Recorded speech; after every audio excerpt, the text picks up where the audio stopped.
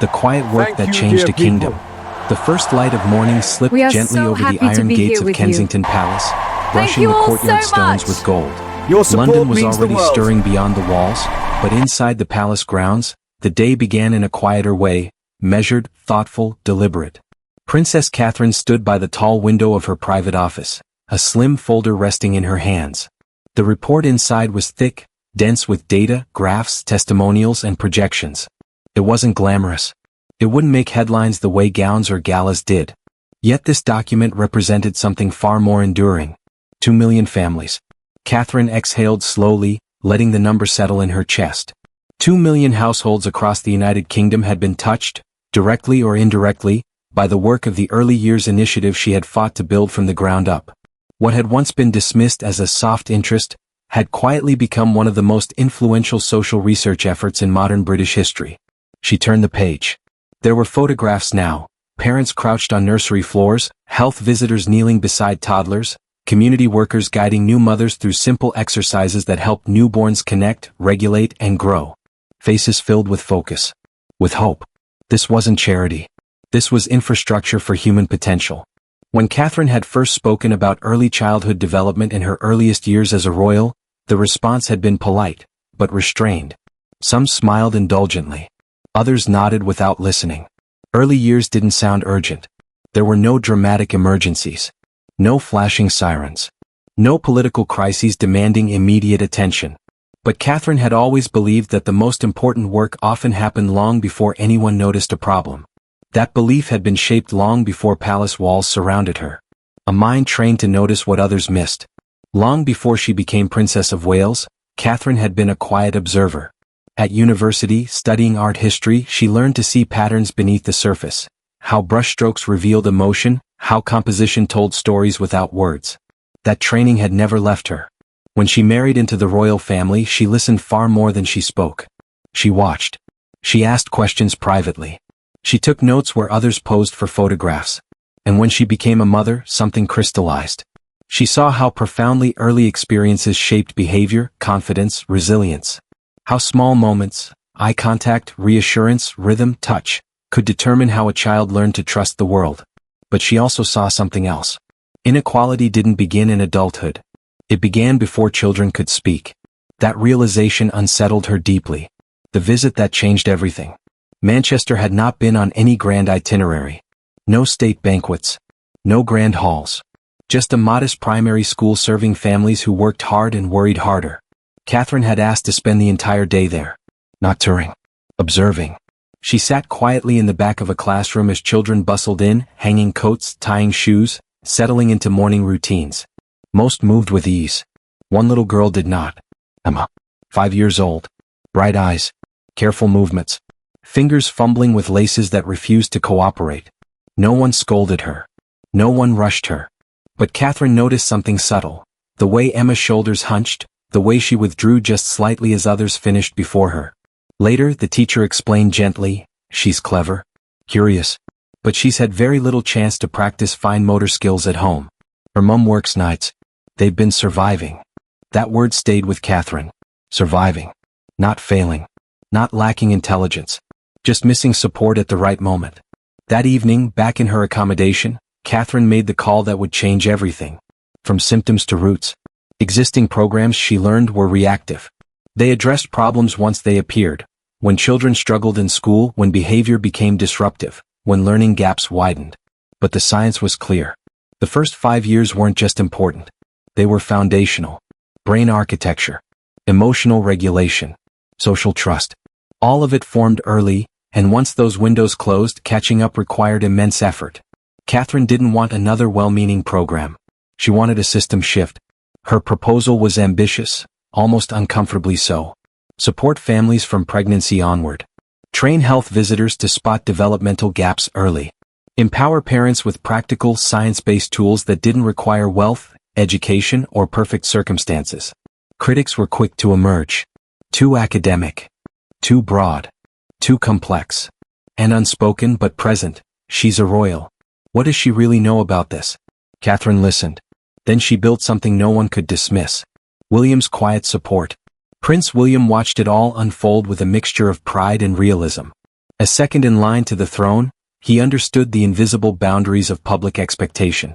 He knew how easily public goodwill could turn into skepticism if initiatives felt hollow. But this wasn't hollow. This was rigorous. He saw Catherine working late into the night, surrounded by research papers instead of press briefs. He saw her challenge academics, push for clarity, demand measurable outcomes. "This isn't about appearances," she once told him quietly. "If it doesn't work, it doesn't deserve to exist." William understood then that this wasn't a phase. It was a mission. 20 communities, one experiment. The pilot launched across 20 communities, urban, rural, coastal, remote. No single template. Each area received tailored support. Parental workshops, healthcare integration, early intervention screenings, play-based learning programs grounded in neuroscience. Catherine insisted on diversity. "If it only works in one kind of place," she said, "it doesn't really work." Results came faster than anyone expected. Children showed improved emotional regulation, better school readiness. Parents reported confidence replacing anxiety. And something deeper began to shift.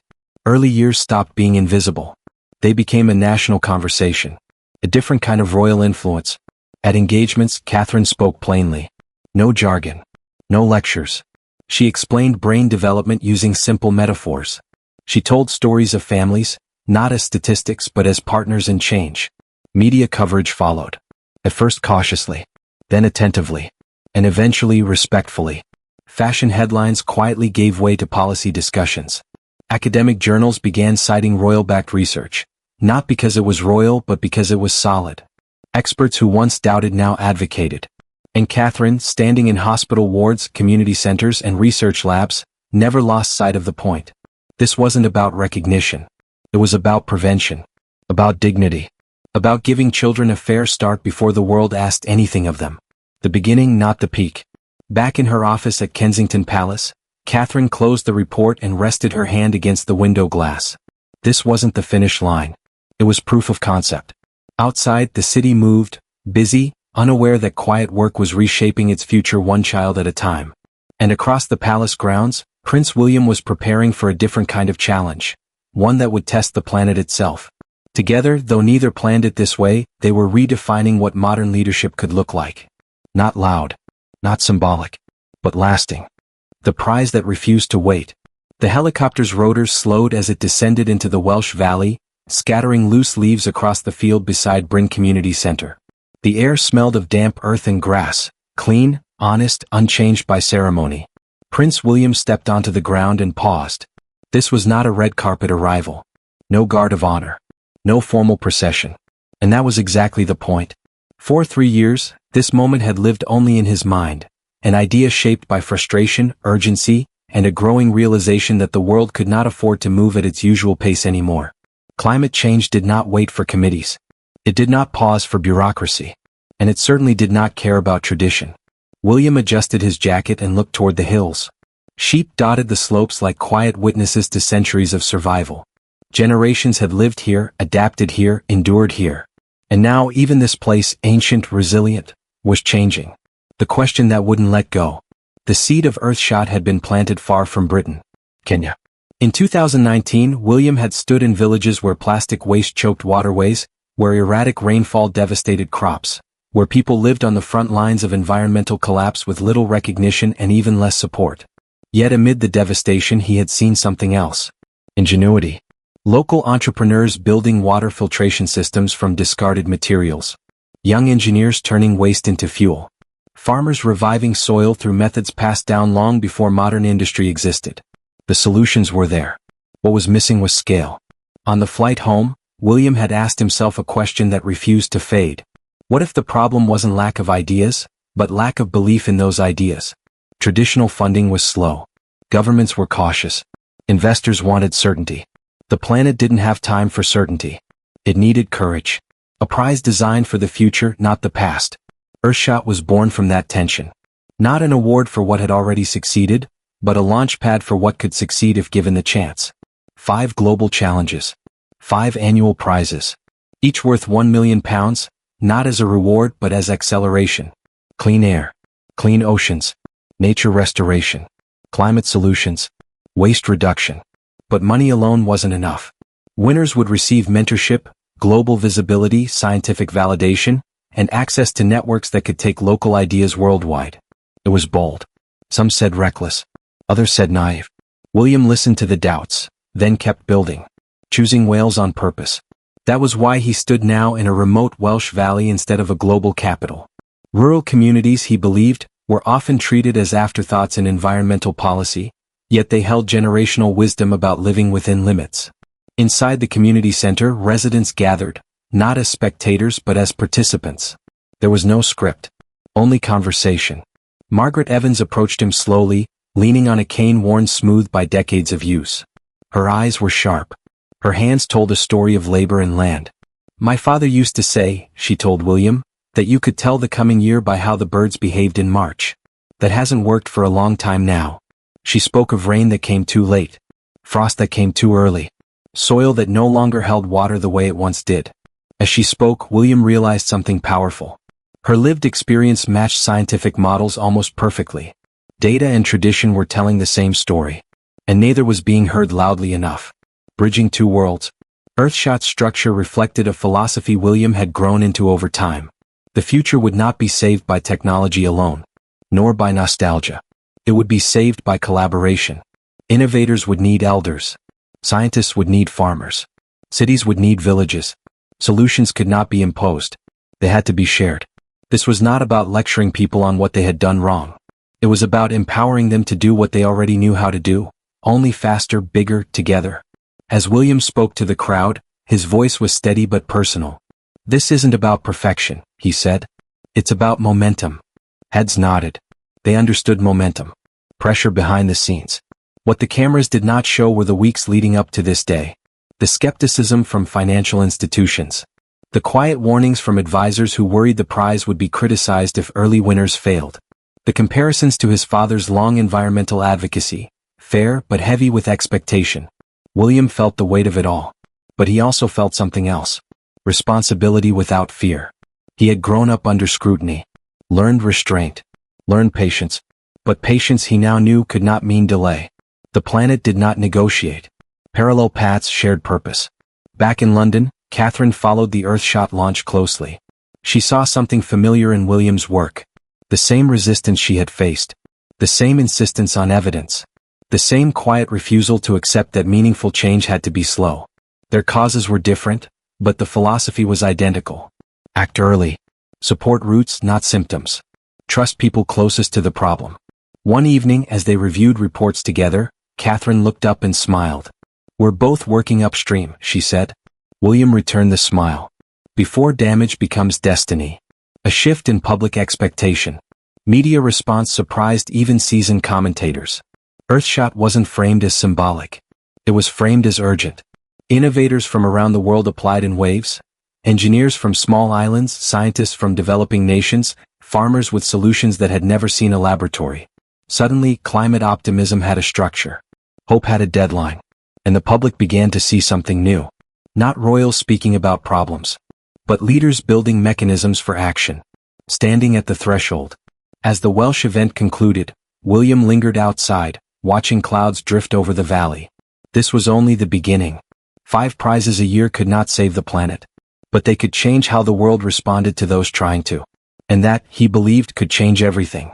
Far away, in classrooms and nurseries across Britain, children were growing with stronger foundations because of Catherine's work. And somewhere between those beginnings and the future Earthshot aimed to protect, a new definition of leadership was quietly taking shape. One built not on titles, but on timing, on trust, on the courage to act before it was too late. When success begins to ask for more, success rarely announces its arrival.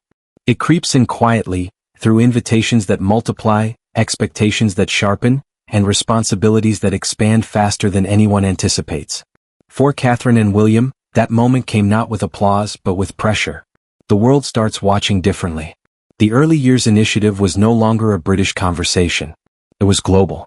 Requests arrived daily, policy briefings from European governments, collaboration proposals from universities in Asia, pilot program inquiries from Africa and South America. What had once been a carefully controlled research initiative was now a reference point for international reform. Catherine read every proposal. Not because protocol demanded it, but because accuracy did. She understood the danger of scale without integrity. Expanding too fast could dilute evidence. Simplifying the message could distort the science. And yet, saying no meant children would wait. She felt the tension keenly. Every morning began earlier. Every evening ended later. Her days filled with meetings where she translated neuroscience into language ministers could act on, and families could trust. Behind closed doors, she remained relentless. Show me the data. Who measures outcomes? What happens when funding ends? This insistence earned respect, but also resistance.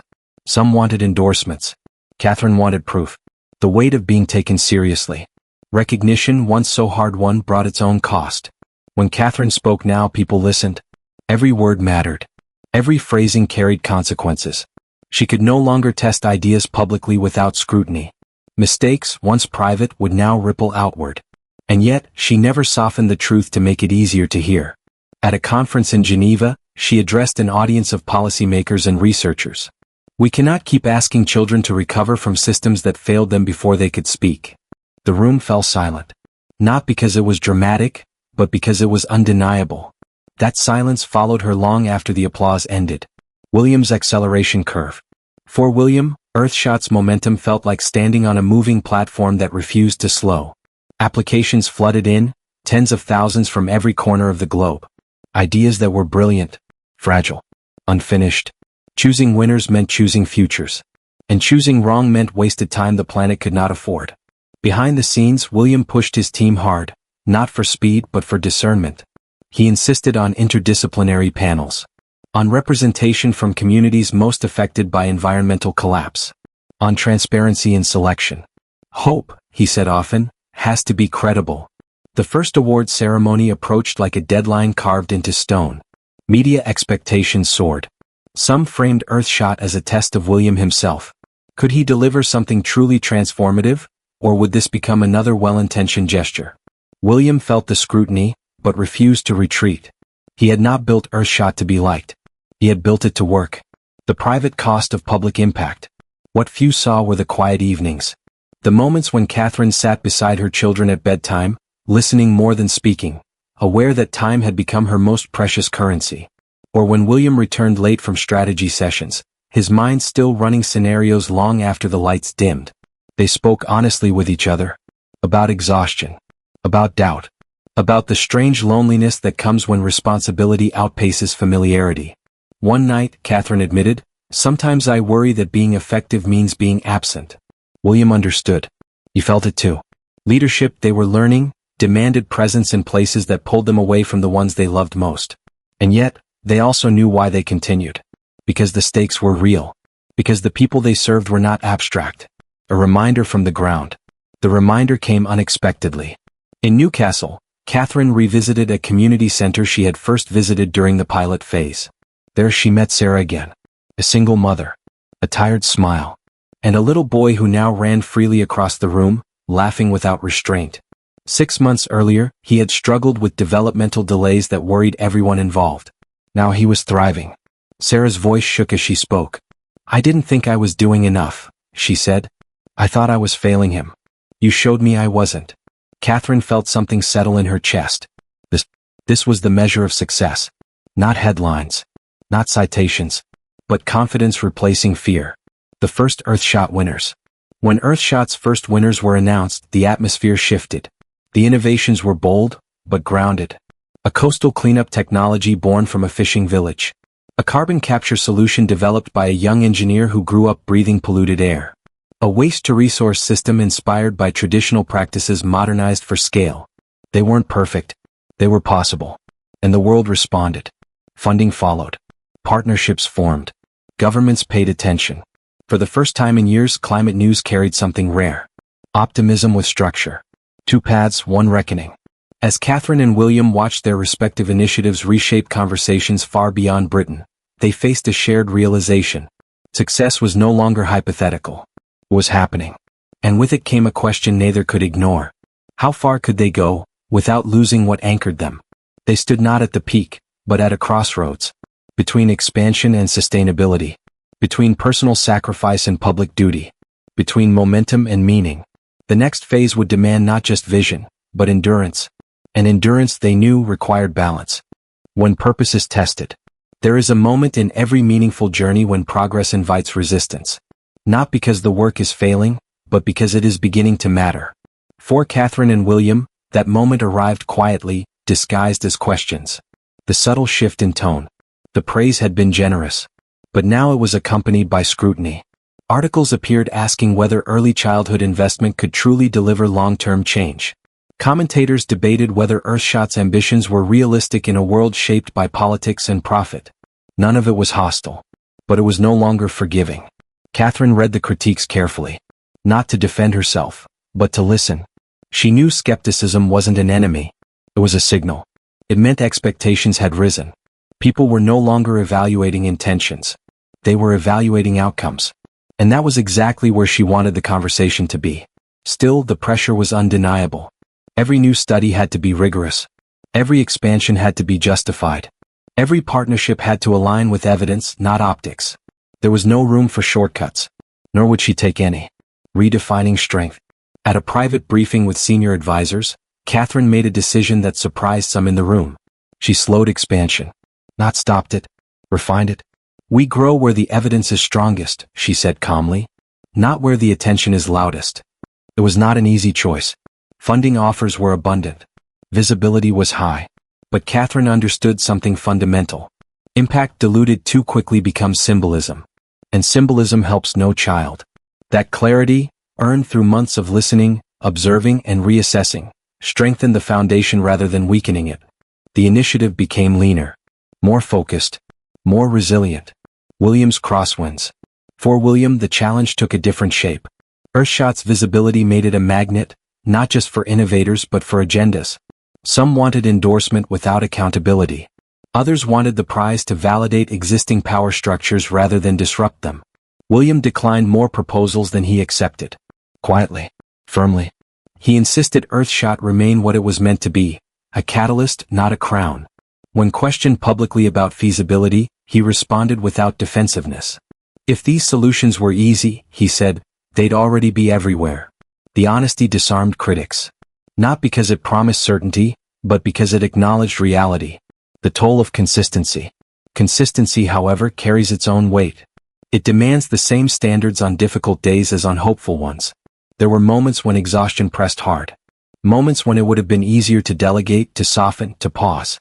But Catherine and William had learned something through their parallel paths. Purpose was not sustained by intensity.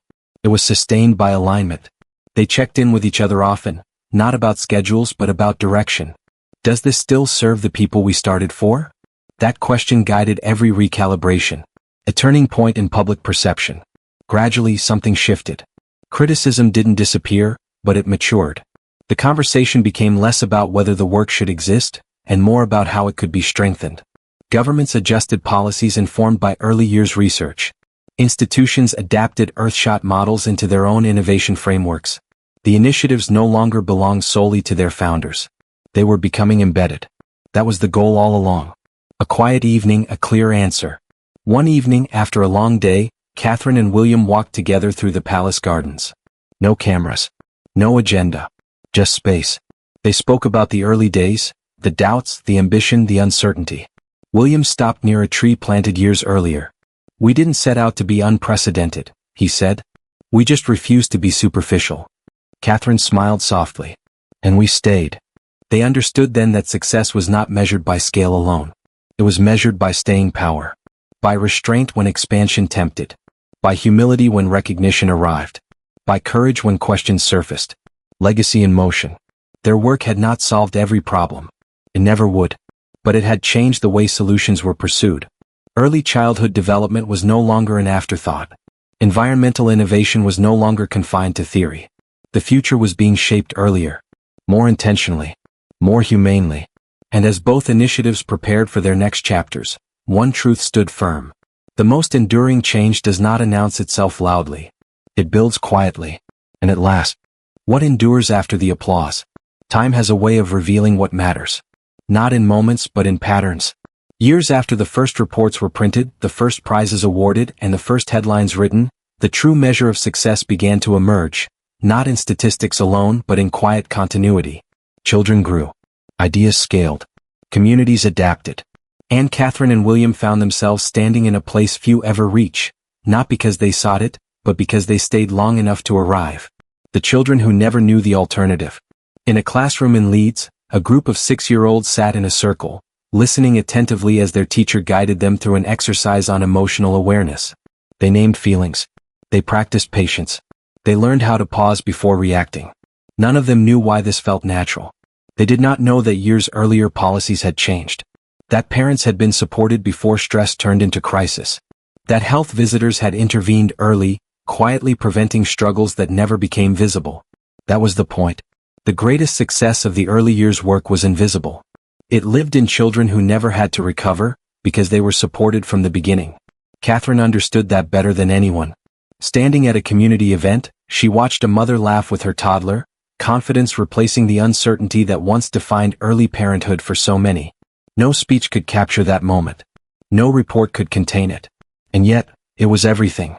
When innovation becomes normal. Across the world, Earthshot winners were no longer referred to as finalists or visionaries. They were simply called partners. Their technologies integrated into city systems. Their methods adopted by governments. Their ideas replicated by communities that would never know their names, but would feel their impact. In a coastal town halfway across the world, fishermen used cleaner equipment inspired by a solution born in a village much like their own. In a growing city, waste was no longer buried, it was transformed. William watched these developments with something close to awe. Not because the prize had succeeded, but because it was no longer necessary to explain why these solutions mattered. They were no longer experiments. They were standards. The quiet redefinition of leadership. One afternoon, Catherine and William attended a joint engagement. Nothing extraordinary, nothing historic. Just a conversation with young leaders. Students. Social workers. Engineers. Parents. One question came up repeatedly. How did you know this would work? They exchanged a glance. William answered first. We didn't. Catherine continued. But we knew waiting wouldn't. That honesty resonated more than any polished answer ever could. Leadership, they had learned, was not about certainty. It was about responsibility. About acting early enough to matter.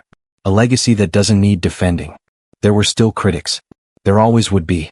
But something fundamental had changed. The conversation had moved on. Early childhood development was no longer dismissed as secondary. Environmental innovation was no longer treated as optional. These priorities had entered the mainstream, not because of authority but because of evidence and persistence. Catherine no longer needed to justify why early years mattered. William no longer needed to explain why climate solutions had to move faster. The work spoke for itself. The meaning of unprecedented. Late one evening, long after the day's obligations had ended, Catherine and William sat together in silence. Not out of exhaustion. Out of peace. They spoke of their children. Of the future. Of the strange, humbling realization that the most important parts of their work would never be attributed to them. And that was exactly right. Unprecedented success, they realized, was not about doing what had never been done. It was about making what should have been done finally unavoidable. The ending that is not an end. There was no final ceremony. No closing chapter. Just continuation. Children growing into resilience. Innovators building on foundations already laid. Communities solving problems earlier, before they became tragedies. Catherine returned once more to her office, not to admire achievements but to plan what came next. William reviewed Earthshot reports not as milestones, but as starting points. Their work did not conclude. It integrated. And somewhere years from now, a child will succeed without ever knowing why things were easier for them. A community will thrive without remembering the crisis it avoided. A solution will exist without fanfare. That is the truest form of success. And at last,